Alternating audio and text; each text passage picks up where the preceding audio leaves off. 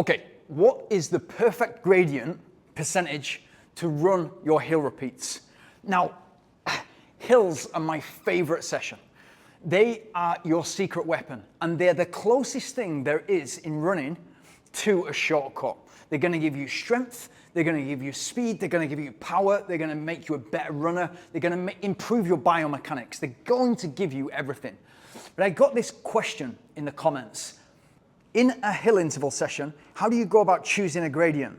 Are there any advantages to occasionally doing them on significantly steeper gradients, like for example 200-meter repeats on 15 to 20%?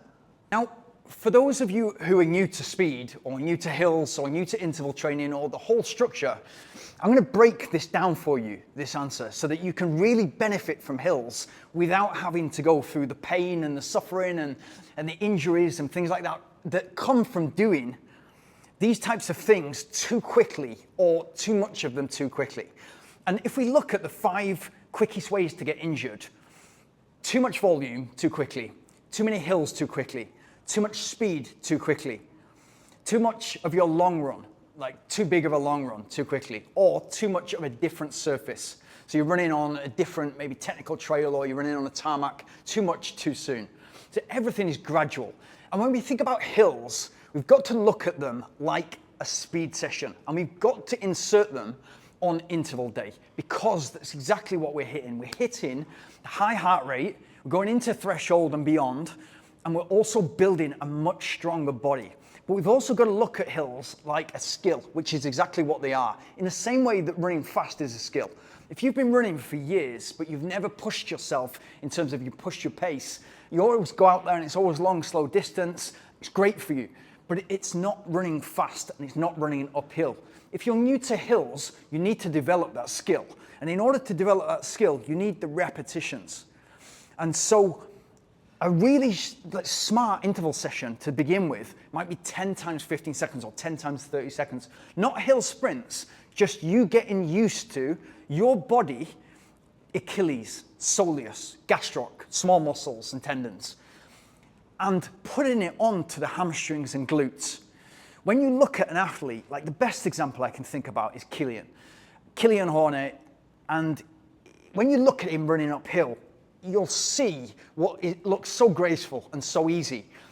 And that's because he spent a lot of time in the mountains, and he understands running as a skill. Running uphill as a skill is you taking as small steps as possible, so that you can take it off the muscles that are going to get fatigued really, really quickly, and put it onto the heart and lungs. And the more that you can put it onto the heart and lungs, the more you're going to be able to run uphill, and the more you're going to be able to develop that skill.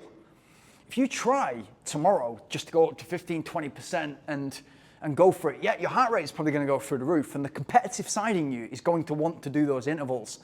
But there's a huge chance that you're going to hurt yourself, because it's way more strain on the Achilles, the soleus, the gastroc, and the hamstrings as well. The glutes and hamstrings, you want to be doing the majority of the work, but you've got to get them used to the skill first. And what hills does for them is makes your glutes fire in the same way that sprinting does, or fast running. Because you realize, every step you realize that you need the big, powerful glutes and hamstrings to be propelling you forward or propelling you up the hill.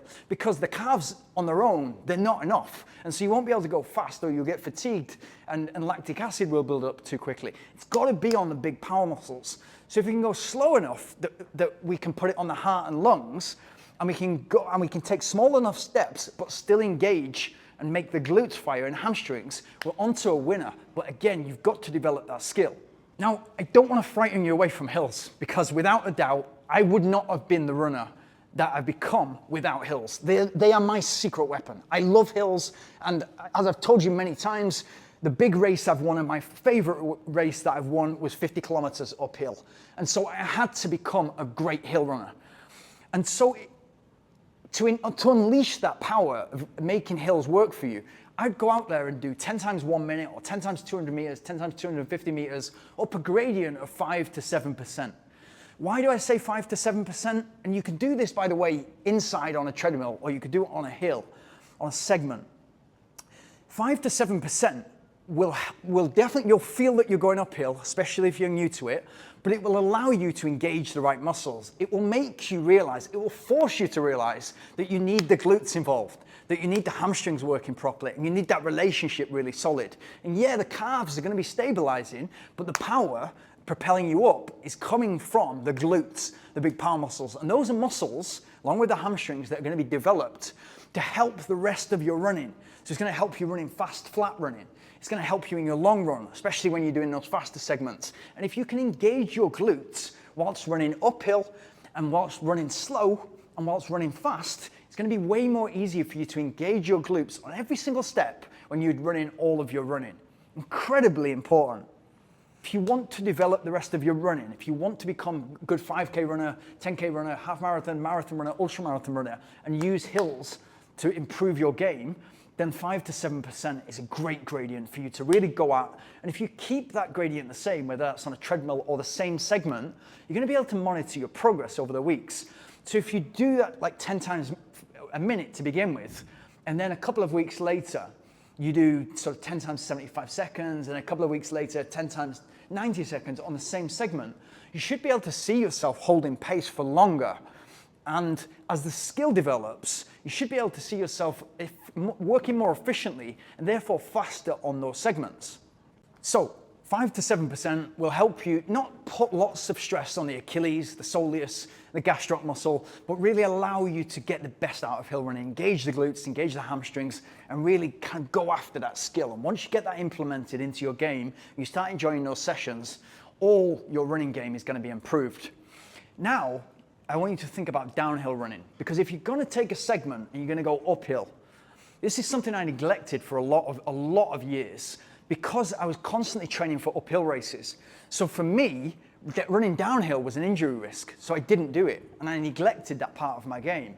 What I then learned was, if I am going to go up and it's a hill rep, it might be 200 meters, 250 meters, 400 meters, and then I'm running down, I used to jog down, and initially you should jog down because you will feel that there's extra pounding on your quads, and it forces you, in the same way that running uphill does, but in a slightly different way, it forces you to run in the correct way.